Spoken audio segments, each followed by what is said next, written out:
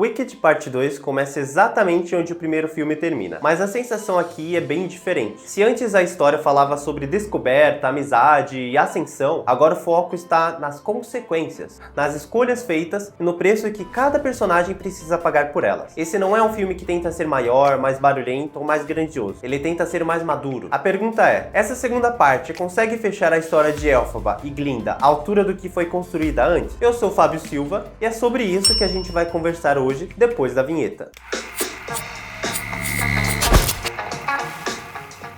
Elphaba agora é oficialmente vista como a bruxa má do oeste, enquanto Glinda é coroada como a bruxa boa, quase como se fosse a própria rainha de Oz. Glinda segue enganando a todos, ainda mais superficial do que já era na parte 1. Mas aqui já existe uma diferença. A atuação de Ariana Grande soa muito mais natural e verdadeira, ainda que alguns momentos continuem chamando bastante atenção, parece ainda bastante teatral. E a primeira hora do filme já impacta bastante. Vemos Elphaba reencontrando o leão covarde que tinha sido salvo no primeiro filme. Em seguida, ela cria os sapatinhos para sua irmã, que é ingrata, mimada, e logo depois transforma Boq no Homem de Lata para salvá-lo do feitiço lançado por Nessa, quando roubou o livro, que estava literalmente destruindo seu coração. Essas cenas funcionam como um lembrete constante dos ícones do clássico O Mágico de Oz, agora reinterpretado sob uma nova ótica. Depois disso, Elphaba vai em busca do Mágico de Oz, tentando convencê-lo a se confessar. Mas ele é direto. Mesmo que dissesse a verdade, o povo de Oz não iria ouvi-lo. Eles já acreditam que ele é incrível, e essa imagem não pode ser desfeita tão facilmente.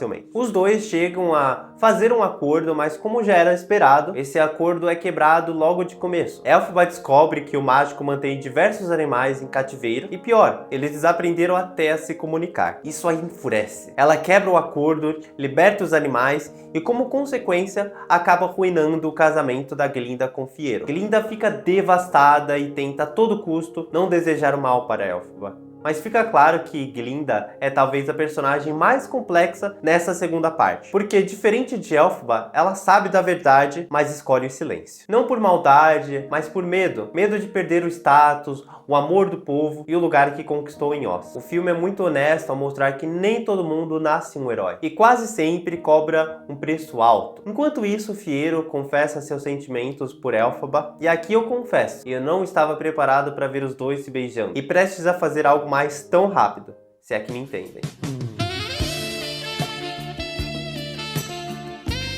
Madame Morrible e o Mágico de Oz então decidem seguir uma sugestão de Glinda, espalhar rumores de que sua irmã estaria em perigo, mas eles não seriam assim tão bonzinhos. Ao invés disso, Morrible lança um feitiço e Nessa acaba morrendo, assim forçando Elphaba a buscar a sua irmã, mas acaba se encontrando com eles em uma armadilha. Logo depois, temos uma cena que remete muito ao clássico. Glinda entrega os sapatos de Nessa para Dorothy. É rápido, mas extremamente simbólico, funcionando como mais uma homenagem direta ao filme original. Quando Fiero é capturado no lugar de Elphaba, o tom do filme muda completamente, e dessa vez é ela quem colapsa, fica totalmente devastada. Elphaba tenta localizá-lo, mas não consegue. Então lança um feitiço que nem ela mesma entende completamente, não para atacá-lo, mas apenas para tentá-lo fazê-lo não sentir mais dor, principalmente porque ela temia por sua morte. E é aqui que o Wicked Parte 2 deixa claro seu ponto central. Essa história não se resolve com magia, ela se resolve com sacrifício. Elphaba entende que para o mundo mudar, ela precisa continuar sendo o monstro da história, porque Oz precisa de uma vilã para funcionar. Enquanto isso, toda Oz clama por sua morte, junto do Homem de Lata, do Leão Covarde e de Dorothy, que agora está vestindo os sapatos de Nessa, totalmente sendo manipulados por Madame Morrible pelo Mágico de Oz. Essa sequência é grandiosa, não chega ao impacto de Defying Gravity da parte 1, mas chega perto. Glinda finalmente percebe o que está acontecendo, entendendo a gravidade da situação e tenta confrontar Madame Morrible, mas quem acaba sendo jogada contra a parede é ela mesma. Sem saída, ela foge de Oz e encontra Elphaba para tentar consertar tudo o que já aconteceu, prometendo revelar para todo o reino quem Elphaba realmente é e quem o Mágico de Oz realmente é. Essa é uma das cenas mais emocionantes do filme. Não fala apenas de redenção, mas de amadurecimento. Aqui vemos o crescimento real de Glinda e a força da amizade entre as duas. E é assim que a Bruxa Má do Oeste é tecnicamente derrotada.